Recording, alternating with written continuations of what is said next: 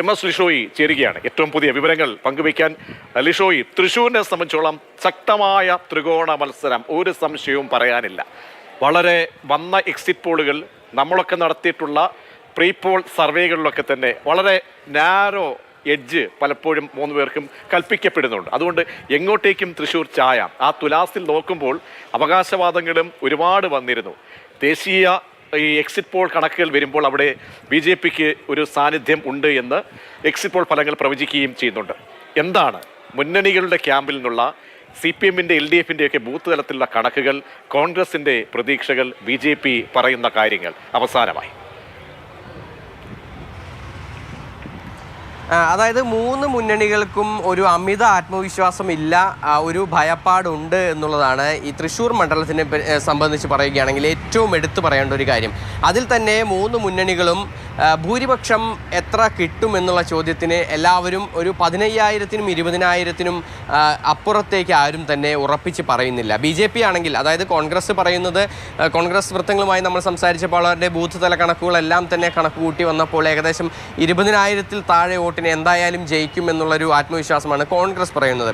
ഈ LDFും പറയുന്നത് സമാനമായ രീതിക്ക് തന്നെയാണ്. അതായത് 25,000 വോട്ടിൽ താഴെ ഉള്ള ഒരു ഭൂരിപക്ഷത്തിൽ എന്തായാലും സുനിൽകുമാർ വിജയിക്കും എന്നുള്ളതാണ് LDF പറയുന്നത്. BJP വൃത്തങ്ങൾ പറയുന്നത് 4 ലക്ഷം വോട്ടുകൾ സുരേഷ് ഗോപി നേടും, അതിൽ കൂടുതൽ വോട്ടുകൾ സുരേഷ് ഗോപി നേടും എന്നുള്ളതാണ്.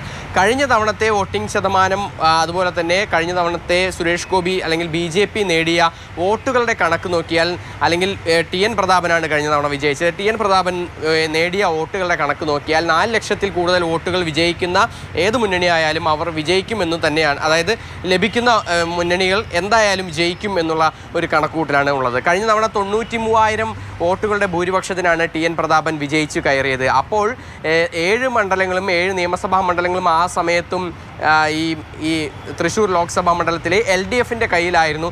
ആ സമയത്താണ് TN പ്രതാപൻ എല്ലാ നിയമസഭാ മണ്ഡലങ്ങളിലും മുന്നേറിക്കൊണ്ട് ലീഡ് നേടിക്കൊണ്ട് ലോക്സഭാ തെരഞ്ഞെടുപ്പിൽ 93,000 വോട്ടിൻ്റെ ഭൂരിപക്ഷം നേടിയത്. സമാനമായ രീതിയിൽ ഇത്തവണ അതിനുശേഷം വന്ന നിയമസഭാ തെരഞ്ഞെടുപ്പിൽ വീണ്ടും ആ മണ്ഡലങ്ങളെല്ലാം തന്നെ LDFനോടൊപ്പം ചേർന്ന് നിൽക്കുകയും ചെയ്തു. എല്ലാ മണ്ഡലത്തിലും LDFൻ്റെ സിറ്റിംഗ് MLAമാർ ഉള്ള ഒരു മണ്ഡലത്തിലാണ് UDF ഇപ്പോൾ ലോക്സഭാ മണ്ഡലത്തിൽ കൃത്യമായൊരു വിജയ പ്രതീക്ഷ ഉണ്ട് എന്ന് പറയുന്നത്. അതും സ്വാഭാവികമായും മുൻകണക്കുകൾ നോക്കിക്കഴിഞ്ഞാൽ അത് കറക്റ്റാണ് എന്ന് വേണമെങ്കിൽ അവർക്ക് അവകാശവാദം ഉന്നയിക്കാൻ പറ്റുകയും ചെയ്യും.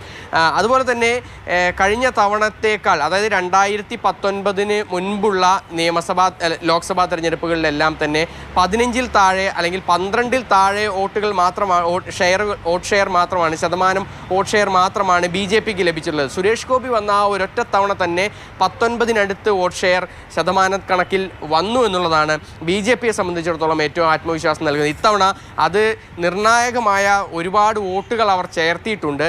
പല മണ്ഡലങ്ങളിൽ നിന്നും വോട്ടുകൾ ട്രാൻസ്ഫറായി ഇങ്ങോട്ടേക്ക് വന്നിട്ടുണ്ട്. അത് ഏകദേശം ഒരു 25,000-ലധികം വോട്ടുകൾ ആ തരത്തിൽ പുറമേ നിന്ന് വന്നിട്ടുണ്ട് എന്നുള്ളതാണ് കണക്കുകൾ. അതിനോടൊപ്പം തന്നെ BJP പ്രതീക്ഷ വയ്ക്കുന്ന മറ്റൊരു കാര്യം, 70,000 വോട്ടുകൾ തങ്ങൾ പുതിയതായി ചേർത്തിട്ടുണ്ട്. ആ വോട്ടുകളിൽ ഒരു 50,000 വോട്ടുകൾ അധികം തന്നെ തങ്ങൾക്ക് അത് നേടിയെടുക്കാൻ കഴിഞ്ഞിട്ടുണ്ട് എന്നൊരു പ്രതീക്ഷയാണ് BJP കണക്ക് കൂട്ടുന്നത്. എന്തായാലും കൂട്ടലും കിഴിക്കലും എല്ലാം തന്നെ തകൃതിയായി നടക്കുന്നു. ഒരാൾക്കും അമിത ആത്മവിശ്വാസം ഇല്ല എന്നുള്ളതാണ് തൃശ്ശൂരിനെ സംബന്ധിച്ചിടത്തോളം പറയാൻ സാധിക്കുന്നത്. അല്പസമയത്തിനകം KM മുരളീധരൻ തൃശ്ശൂരിലെത്തും. അതിനു മുൻപ് അതിനുശേഷമായിരിക്കും, അതായത് ഒരുപക്ഷെ നാളെ വോട്ടെണ്ണൽ സമയത്തായിരിക്കും സുരേഷ് ഗോപി തൃശ്ശൂരിലേക്ക് എത്തുക എന്നാണ് നിലവിൽ അറിയാൻ കഴിഞ്ഞത്. VS സുനിൽകുമാർ സ്ഥലത്ത് തന്നെയുണ്ട്. ശരി, ലിഷോയി പറഞ്ഞതുപോലെ ഒരുപാട് പ്രത്യേകതകൾ തൃശ്ശൂരിനെ സംബന്ധിച്ചിടത്തോളം. തൃശ്ശൂരുകാർക്ക് പൂരം എല്ലാ വർഷവും വരും, പക്ഷേ 5 വർഷം വരുന്ന ഈ പൂരം അവരെ വല്ലാതെ കുഴയ്ക്കുന്ന ഒരു പൂരമാണ്.